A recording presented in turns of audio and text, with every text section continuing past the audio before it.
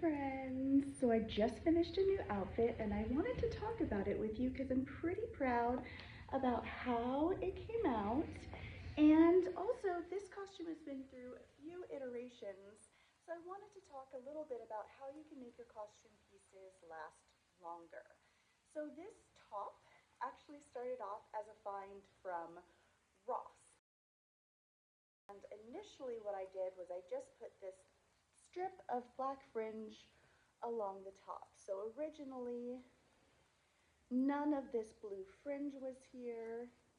It was just a black fringe top.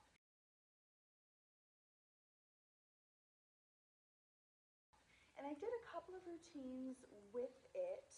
And even though you style costumes differently, after a while, especially when you're photographed a lot and you post a lot about what you look like on stage or when you're in your costumes or you're doing photo shoots, eventually your costumes need an upgrade because you've used them so many times that they begin to become recognizable. So one thing that I did in order to give this particular piece a new life was I added this bright blue fringe,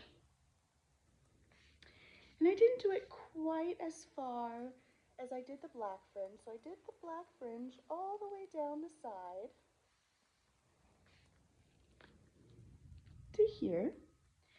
And then for the blue fringe, I just did it from edge to edge. And then I added one kind of underline of this kind of lining of sparkles, and then one other lining of sparkles. So this particular piece now looks completely new, completely different. It has a whole new life ahead of it, and I'm so excited.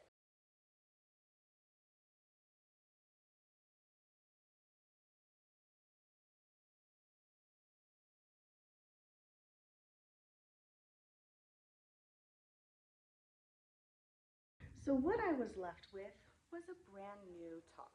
Now this top needed a matching skirt. So what I did was I took a scarf that I had at home that I wasn't using and I turned it into this fabulous fringe skirt.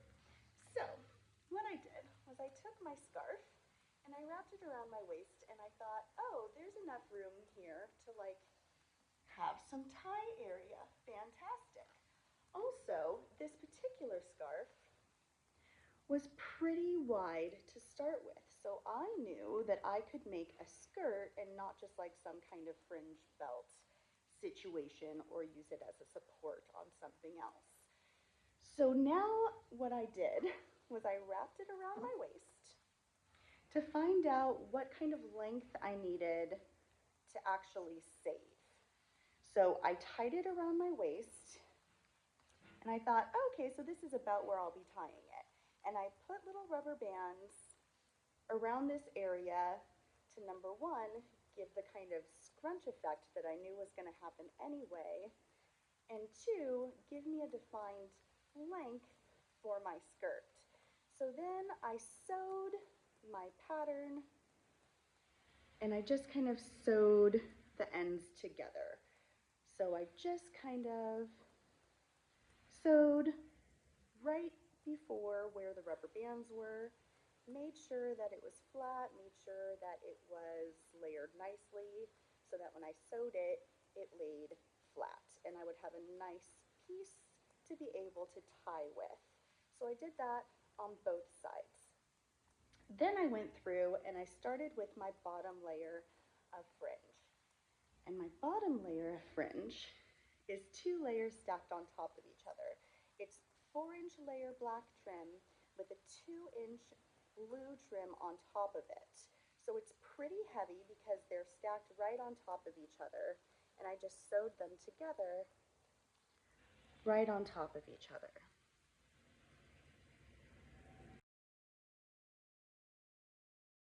That way I would have enough weight for it to kind of lay flat on my body as a skirt.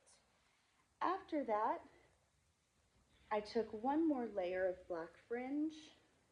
I measured how much I would need for this kind of rhinestone seaming belt situation that I used to kind of sparkle this outfit up a bit. And then I placed and sewed my second layer of fringe, placed my belt, and then sewed the belt on. This is just on a roll, and then I cut it to size and then sewed in between all of those little spaces to make sure that it would stay on and not pucker weird when I was playing with it on stage. So number one, this weighty kind of edging also gives it a fine definition so it stays around my waist and doesn't bunch up weird. And it gives some sparkle, which is great. And it adds a little bit of weight on the top so that it doesn't slouch. So it's stiff on top, there's enough weight where it doesn't slouch. And now all I have to do is tie it.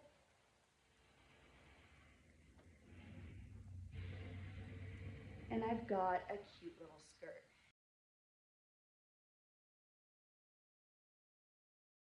Now what I did do once I tied it on, before I released the fringe, was I trimmed it to make sure each layer was visible, because the bright blue layer in the middle was getting lost a little bit in the two layers of black fringe. So I did trim the top layer of fringe to make sure that I got that nice pop of blue down there at the bottom that I really wanted.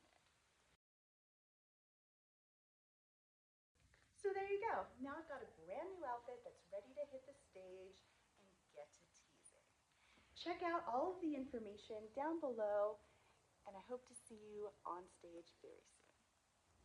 Bye.